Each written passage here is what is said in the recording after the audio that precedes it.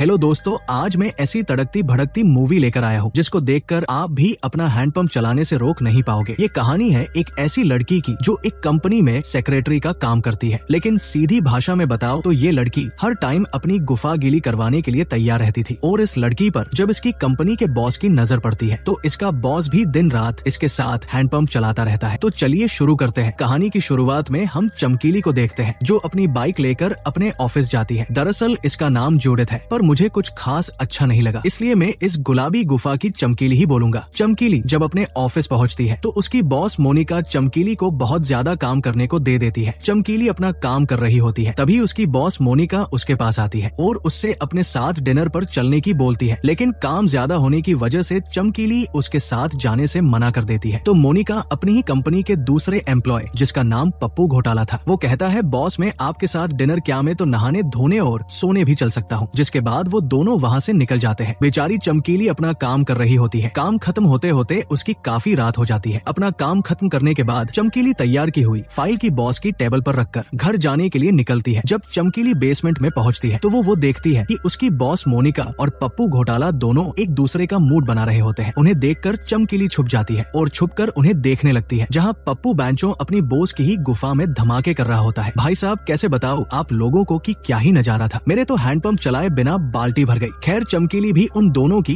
एक जिस्म दो जान होते हुए देख रही थी, जिससे उसकी गुफा में भी हलचल होने लगती है और वो बहुत ज्यादा गर्म हो जाती है। इसलिए वो जल्दी से घर आकर अपने अंदर के ज्वालामुखी को शांत करती है। अगले दिन वापस चमकीली अपने ऑफिस जाती है, जहाँ वो एक लिफ्ट की हेल्प से ऊपर जाने लगती है, पर लिफ्ट में काफी ज्यादा लोग होते हैं। धीरे धीरे जब लिफ्ट के सारे लोग अपने अपने फ्लोर पर उतर जाते हैं तो चमकीली को लिफ्ट में एक स्मार्ट और बड़े हैंडपंप वाला लड़का दिखाई देता है, जो देखने में एकदम जॉनी सेंस जैसा लग रहा था। ये दोनों जब लिफ्ट में होते हैं तो अचानक से लिफ्ट खराब हो जाती है, जिससे ये दोनों थोड़ा घबरा जाते हैं और फाइनली ये एक दूसरे से बात करने लगते हैं। तो ये लड़का चमकीली से पूछता है कि क्या तुम ठीक हो? तो चमकीली उससे कहती है कि मुझे ज्यादा देर तक लिफ्ट में रहना पसंद नहीं है, मुझे जल्दी से यहाँ से निकलना है। और चमकीली घबराने लगती है, जिससे वो लड़का उसके पास आकर चमकीली को शांत करता है और एक प्यार सा किस भी करता है, जिससे इन दोनों को काफी अच्छा फील होता है। तभी लिफ्ट ऑन हो जाती है और वो अपने ऑफिस के बाहर पहुँच जाते हैं, जहाँ चमकीली की बॉस मोनिका उस लड़के को बॉस कहकर बुलाती है। ये देखकर चमकीली को शौक लगता है, क्योंकि एरिक इसी कंपनी का मालिक था जिसमें चमकीली काम किया करती थी। इसके बाद मोनिका एरिक को चमकीली से इंट्रोड्यूस करवाती है। फिर मोनिका एरिक को लेकर अपने केबिन में चली जाती है, जहाँ वो कुछ ऑफिस वगैरह और प्रोजेक्ट के बारे में बात करते हैं और एरिक वहाँ से निकल जाता है। एरिक के जाते ही मोनिका चमकीली को अपने केबिन में बुलाती है और उससे कहती है कि कल तुमने जो प्रोजेक्ट बनाया था वो एरिक को बिल्कुल भी पसंद नहीं आया और तुम्हें इसको वापस से लिखना पड़ेगा। बेचारी चमकीली ने तो कितनी मेहनत से बनाया था।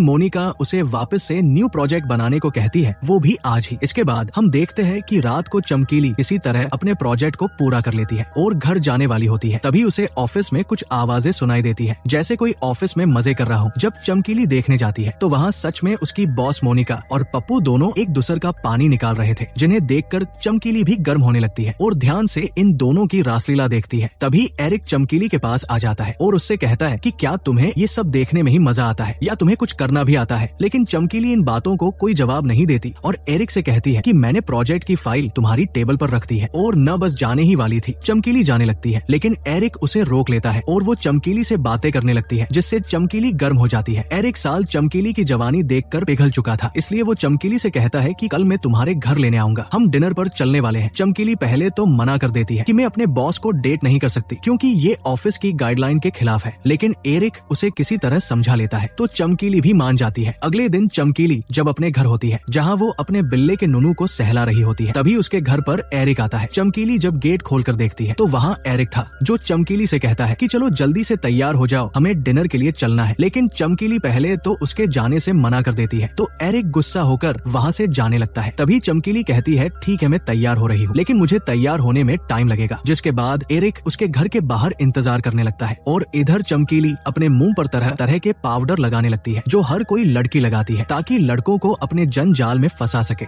चमकीली जब तक तैयार होकर नीचे आती है तब तक रात हो चुकी थी। फिर वो दोनों कार में बैठकर डिनर के लिए जाने लगते हैं, जहाँ चमकीली को एरिक की गाड़ी बहुत पसंद आती है और वो कहती है कि मैं हमेशा से ऐसी गाड़ी में बैठना चाहती थी। तो एरिक कहता है कि ये गाड़ी बहुत पावरफुल है, तुमसे संभाली नहीं जाएगी। तो चमकीली भी कहती है मैं हमेशा से ऐसी ही तो गाड़ी चाहती थी, मैं इसको संभाल क्या इसको दौड़ा भी सकती हूँ। तुम लोग समझ रहे हो ना कौन सी गाड़ी की बात कर रहे हैं दोनों। जिसके बाद ये दोनों डिनर के के लिए होटल में पहुंच जाते हैं। जहां पहुंचने के बाद चमकीली देखती है कि होटल के रूम में सब अपनी अपनी बंदी के साथ लगे पड़े थे। इसके बाद ये दोनों साथ में डिनर करने लगते हैं, जहां एरिक ने जो खाना मंगवाया था वो खाना चमकीली को बहुत अच्छा लगता है। वैसे भी हर गरीब लड़की का सपना होता है। खाना खाते खाते एरिक चमकीली के पास आकर उसका माहौल बनाने लगता है और देखते ही देखते दोनों गर्म हो जाते हैं। फिर एरिक चमकीली को दो लड़कियों को दिखाता है जो आपस में एक दूसरे की गर्म करके ठंडा कर रही थी। उन्हें देखकर एरिक चमकीली से कहता है कि या तो हम इनकी देख सकते हैं या इनके साथ मिलकर हम भी गन्ने का जूस निकाल सकते हैं। चमकीली ऐसा माहौल देखकर काफी घबरा जाती है और गुस्सा होकर वहाँ से अपने घर आ जाती है। अगले दिन एरिक वापस से चमकीली के घर आता है ताकि वो उसे मना सके। घर आते ही एरिक चमकीली को जल्दी से तैयार होने के लिए कहता है तो चमकीली थोड़ी घबरा जाती है और उसको मना करने की सोचने लगती है। लेकिन जब वो अपने घर के बाहर एरिक की पोर्चेस कार को देखती है तो वो उसके साथ जाने के लिए मान जाती है और जल्दी से तैयार होकर वो एरिक की कार को ड्राइव करती है। इसके बाद वो पूरे दिन वो एरिक के साथ मौज मस्ती करती है। फिर ये दोनों रात को एरिक के घर जाते हैं, जहाँ चमकीली एरिक का घर देखकर काफी खुश होती है। तो एरिक बताता है कि ऐसी लाइफ जीने के लिए कीमत चुकानी पड़ती है। तो चमकीली पूछती है कि मुझे भी बता दो कि ऐसी कौन सी कीमत चुकानी पड़ती है। फिर एरिक चमकीली से पूछता है कि क्या तुम मेरे साथ छुपन छुपाई खेलना चाहोगी। तो चमकीली भी इसके लिए मान गई थी। फिर ये दोनों धीरे धीरे एक दूसरे को गर्म करने लगते हैं। एरिक माहौल बनाने के लिए चमकीली को रूम में लेकर जाता है और धीरे धीरे उसके तन को अपने तन से मिलाने लगता है। ये सब करते हुए का वो वीडियो भी बना रहे थे। अब कुछ करने के बाद ये दोनों एक साथ बैठकर उस वीडियो को देखने लगते हैं, जहाँ चमकीली को पता चलता है कि जब एरिक उसकी गुफा में धमाके कर रहा था तो उन दोनों के साथ वो एक और लड़की थी, जहाँ उसने चमकीली को गिला किया था। ये देखकर चमकीली को काफी ज्यादा गुस्सा आता है और वो एरिक के ऊपर गुस्सा होने लगती है। वो एरिक को अंट संट गालियां देने लगती है, बोलती है कि तुम जैसे ठरकी के साथ मुझे ये सब करना ही नहीं चाहिए था। चमकीली को गुस्सा इस बात से आया था कि वो बस एरिक से साथ मजे करना चाहती थी, लेकिन यहाँ एरिक ने अपनी एक और फ्रेंड लड़की को बुलाकर चमकीली के साथ मजे करवा दिए थे। इसलिए चमकीली जल्दी से वो से गुस्सा होकर वहाँ से चली जाती है। अगले दिन एरिक ऑफिस जाता है, जहाँ वो मोनिका से कुछ डिस्कस करता है। फिर मोनिका चमकीली को अपने केबिन में बुलाती है, जहाँ एरिक भी बैठा हुआ था। चमकीली एरिक की देखकर उस पर काफी गुस्सा हो रही थी। फिर मोनिका उसे बताती है कि उसकी एरिक के साथ प्रोजेक्ट के लिए मॉस्को जाना पड़ेगा, क्योंकि जो प्रोजेक्ट चमकीली ने लिखा था उसी के लिए उन्हें मॉस्को जाना था। और चमकीली इसके लिए एरिक को साफ साफ मना कर देती है और मोनिका के सामने ही वो एरिक पर गुस्सा होने लगती है। इसके बाद चमकीली जब अपने घर आती है तो वो देखती है कि उसका बिल्ला काफी बीमार है और वो मर चुका है। इस वजह से चमकीली उसकी याद में दुखी होती है। तभी उसके घर एरिक आता है, जो चमकीली को मनाने आया था। चमकीली भी दुखी थी, इसलिए वो एरिक को गले लगाकर रोने लगती है, यानी कि चमकीली ने एरिक को माफ कर दिया है। इसके बाद दोनों रात साथ ही गुजारते हैं। अगली सुबह एरिक चमकीली के लिए नाश्ता वगैरह बनाता है। चमकीली एरिक का ये बिहेवियर देखकर उसके साथ मॉस्को जाने के लिए तैयार हो जाती है, लेकिन वो एक शर्त रखती है कि मैं वहाँ जाकर तुम्हारे साथ कुछ भी नहीं करूंगी, तुम मेरे साथ कुछ करोगे। तो एरिक भी इसे मान लेता है और फिर ये निकल जाते हैं मॉस्को के लिए। मॉस्को पहुँचने के बाद चमकीली अपना रूम देखकर काफी खुश होती है। अगले दिन चमकीली मीटिंग में जाने के लिए तैयार होकर होटल से बाहर आती है, जहाँ एरिक चमकीली को अपनी सेक्रेटरी अमांडा से मिलवाता है। चमकीली अमांडा और एरिक की एक साथ देखकर काफी जलस फील करती है। इसके बाद तीनों एक साथ मीटिंग में जाते हैं, जहाँ एरिक अपने कंपनी के बोर्ड मेंबर के साथ मीटिंग करता है। लेकिन यहाँ भी एरिक चमकीली को मैसेज कर रहा था, पर चमकीली उसके मैसेज को इग्नोर मार देती है, जिससे एरिक बीच मीटिंग में ही सभी को वहाँ से जाने की बोलता है, क्योंकि उसकी अकेले में चमकीली से बात करनी थी। ये सुनकर सभी लोग बाहर चले जाते हैं। फिर एरिक चमकीली के पास जाकर उससे पूछता है कि बेबी आखिर तुम गुस्सा क्यों हो? मैंने तुम्हारा खाता भी तो नहीं खोला जो तुम इतनी ज्यादा गुस्सा हो रही हो। तो चमकीली गुस्सा होते हुए बताती है कि मैं यहाँ आई हूँ तो काम से, लेकिन तुम तो तुम्हारी सेक्रेटरी के साथ काफी खुश लग रहे थे, फिर मुझे क्या ये जक मारने के लिए लाए हो क्या? पर एरिक इन सब का कोई लोड नहीं लेता और ये दोनों ऑफिस के अंदर ही एक दूसरे को गर्म करने लगते हैं। भाई साहब क्या सीन चल रहा है ये? एरिक पूरे जोश के साथ चमकीली को अपने गन्ने का जूस पिलाने लगता है। चमकीली का खेत गिला होने ही वाला था कि तभी सारे मीटिंग मेंबर अंदर आ जाते हैं और वापस से सभी अपनी मीटिंग स्टार्ट कर देते हैं। अगले सीन में हम देखते हैं कि एरिक चमकीली को अपने साथ एक 5 स्टार ओयो में लेकर जाता है, जहाँ वो हर तरीके से चमकीली को हरा भरा कर सके और वो सबके सामने ही आने हाथों से चमकीली की गुफा को साफ करने लगता है। मूड बनने के बाद दोनों रूम में जाकर एक जिस्म दो जान बन जाते हैं। जब उनका कार्यक्रम खत्म हो जाता है तब अचानक एरिक चमकीली को छोड़कर चला जाता है। दूसरे दिन एरिक चमकीली के पास आकर उसको छुट्टियों पर जाने की कहता है और उसे बताता है कि अब से अमांडा ही सारा काम संभालेगी। ये सुनकर चमकीली को बहुत बुरा लगता है, क्योंकि उसे लग रहा था कि रात को जो हुआ वो सब होने के बाद तो उसका प्रमोशन होना चाहिए था, लेकिन यहाँ तो सब उल्टा हो गया। इसके बाद एरिक सीधे वहाँ से अपने डेट के पास जाती है, यानी कि अपने घर आ जाती है। यहाँ आने के बाद तो साला चमकीली और ज्यादा हॉट लग रही थी। मन तो ऐसा कर रहा है जैसे मैं भी इसके साथ जाकर मोच काट लूं, लेकिन अपनी किस्मत ऐसी कहा। खैर चमकीली अपने घर आकर काफी ज्यादा एंजॉय करती है। चमकीली जब एक पार्टी में जाती है तो उसको वहाँ एक लड़का पसंद आ जाता है, जिसको देखते ही वो साइड ने ले जाकर उसके साथ भी मजे कर लेती है। बैंचो ये चल क्या रहा है, जो मिल रहा है उसके साथ ही मौज मस्ती कर लो। अगले दिन चमकीली अपने डेट के साथ होती है, तभी वो एरिक भी उसको ढूंढते हुए वहाँ आ जाता है। एरिक को वहाँ देखकर चमकीली को काफी गुस्सा आता है, क्योंकि साले ने इसके साथ मजे करके इसको छुट्टियों पर जो भेज दिया था। चमकीली एरिक से पूछती है कि तुम यहाँ क्या करने आए हो, तो एरिक बताता है कि मुझे तुम्हारी याद आ रही थी और तुम्हें याद कर करके मैंने एक दो बार तो मुट्ठी भी लगा ली, इसलिए मैं यहाँ आया हूँ। तो चमकीली कहती है कि ओह क्या बात कही है आपने, जैसे मैं आपकी ये बातें सुनकर आपके गले लग जाऊंगी। फिर भी एरिक चमकीली को मनाने लगता है, क्योंकि उसे अभी भी चमकीली की गुफा में धमाके करना चाहता था। वो चमकीली से कहता है कि मैं तुम्हें प्यार करता हूँ। ये सुनते ही चमकीली एरिक को माफ कर देती है और वो एरिक को अपने शहर घुमाने लगती है। जब ये दोनों एक साथ बैठकर बातें कर रहे होते हैं तो चमकीली के पास वही लड़का आता है जिसके साथ उसने रात रंगीन की थी। वो आते ही एरिक को साइड में भेजकर चमकीली से अकेले में बात करने लगता है। वो चमकीली से कहता है कि तुम आज नए लड़के के साथ हो, जबकि कल रात को ही हमने वो सब किया है जो BFGF करते हैं। लेकिन चमकीली बताती है कि हम दोनों बस फ्रेंड्स, वो तो कल मुझे चूल मची थी, बस वही शांत करने के लिए मैं तुम्हारे साथ थी। इसके बाद चमकीली उसको बिना भाव दिए वहाँ से चली जाती है। इसके बाद एरिक चमकीली को अपने दोस्तों से मिलवाने के लिए लेकर जाता है, जहाँ जाकर चमकीली एरिक के दोस्तों से मिलती है, जिनका नाम आंद्रे और डेनिस था। यहाँ आने के बाद जब सभी बैठकर बातें कर रहे होते हैं, तभी चमकीली को पता चलता है कि जब एरिक और चमकीली खुदाई खुदाई खेल रहे थे, तब वो तीसरी लड़की कोई और नहीं बल्कि डेनिस ही थी। लेकिन यहाँ चमकीली ये जानकर थोड़ी भी गुस्सा नहीं होती। इसके चारों बैठकर बातें करने लगते हैं। अगले दिन सभी मिलकर एक पार्टी में जाते हैं, जहाँ सभी ब्लैक और व्हाइट कपड़े पहने हुए आए थे और सभी लोग खुले में ही एक दूसरे के पानी निकाल रहे थे। इसके बाद एरिक चमकीली को अपने एक और फ्रेंड से मिलवाता है, जहाँ एरिक चमकीली और अपने फ्रेंड को लेकर एक रूम में जाता है और भाई साहब एरिक और उसका फ्रेंड दोनों मिलकर चमकीली को गर्म करने लगते हैं। अगले दिन चमकीली की आंखें घर पर खुलती है। वो इतने नशे में थी कि उसको याद ही नहीं था कि कल रात को उसके साथ क्या हुआ था। वो उठते ही आंद्रे और डेनिस से एरिक के बारे में पूछती है, क्योंकि उसे एरिक कहीं भी नजर नहीं आ रहा था। तो डेनिस बताती है कि वो यहाँ से जा चुका है। ये सुनकर चमकीली को दुखी हो जाती है और एरिक की कॉल करती है, लेकिन वो कॉल नहीं उठाता। इससे चमकीली को बहुत गुस्सा आता है, पर बेचारे कर भी क्या सकती थी, इसलिए वो सीधे अपने घर आ जाती है और अपना गुस्सा शांत करने के लिए वो बॉक्सिंग करने के लिए जाती है, जहाँ चमकीली की मुलाकात एक लड़की से होती है जिसका नाम निक्का होता है। वो उसके साथ मिलकर बॉक्सिंग की प्रैक्टिस करने लगती है, यानी कि धीरे धीरे चमकीली निक्का को बॉक्सिंग भी सिखाती है। इसके बाद चमकीली अपने ऑफिस जाती है, जहाँ उसकी बॉस मोनिका चमकीली का प्रमोशन करके फाइनेंस डिपार्टमेंट में कर देती है। ये सुनकर चमकीली बहुत खुश होती है और ऐसे ही वो एरिक को भूलकर अपनी लाइफ को जीने लगती है। ऐसे ही एक दिन चमकीली जब ऑफिस जाती है तो एरिक भी उसके पीछे पीछे जाता है, लेकिन चमकीली एरिक की इग्नोर करती है और उससे बात भी नहीं करती। तो एरिक चमकीली के सामने गिड़गिड़ाने लगता है कि मैं तुमसे प्यार करता हूँ और मुझसे उस दिन गलती हो गई थी। तो चमकीली उसको अपने घर लेकर जाती है ताकि आराम से बैठकर बात कर सके। घर जाने के बाद एरिक अपनी दास्तां सुनाने लगता है कि मैंने कभी नहीं सोचा था कि मुझे तुमसे प्यार हो जाएगा। तो चमकीली पूछती है कि आखिर तुम उस दिन मुझे छोड़कर कहाँ गए थे। तो एरिक बताता है कि मेरी जर्मनी में अपनी फैमिली से मिलने के लिए गया था और मैं वापस आया हूँ, तो तुम्हें मैं अपनी गर्लफ्रेंड बनाना चाहता हूँ। लेकिन इस बार चमकीली साफ मना कर देती है कि मुझे तुम जैसे छपरी पर बिल्कुल भी भरोसा नहीं है, क्योंकि तुमने जाने कितनी बार मेरे साथ घपाघप कर भाग चुके हो और इस बार भी तुम शायद मेरी गुफा खोद नहीं आए हो। तुमने मेरी गुफा को अरावली पर्वतमाला बना दिया है, इसलिए मैं तुम पर बिल्कुल भी भरोसा नहीं कर सकती। लेकिन एरिक उसके सामने बार बार भीख मांगने लगता है, तो चमकीली भी उसे एक मौका दे देती है और अगले ही दिन सके ये दोनों भूखे पलंग तोड़ने के लिए जाते हैं, जहाँ उस बार चमकीली एरिक का माहौल बनाने लगती है। वो एरिक को एक पलंग से बांध देती है और उसका माहौल बना देती है, लेकिन इस बार चमकीली एरिक के साथ कुछ नहीं करती। वो अपने साथ या बॉक्सिंग वाली लड़की निक्का को एरिक के ऊपर छोड़ देती है, जिससे वो उसके गन्ने की सहलाने लगती है। जब सब कुछ हो जाता है तो एरिक अपनी आंखों की पट्टी उतारता। निक्का को आने सामने देखकर एरिक बौखला जाता है और चमकीली के ऊपर गुस्सा करने लगता है। बेंचो अभी तो चमकीली का माहौल बना भी नहीं था, उसको तो मैदान में आने दिया होता।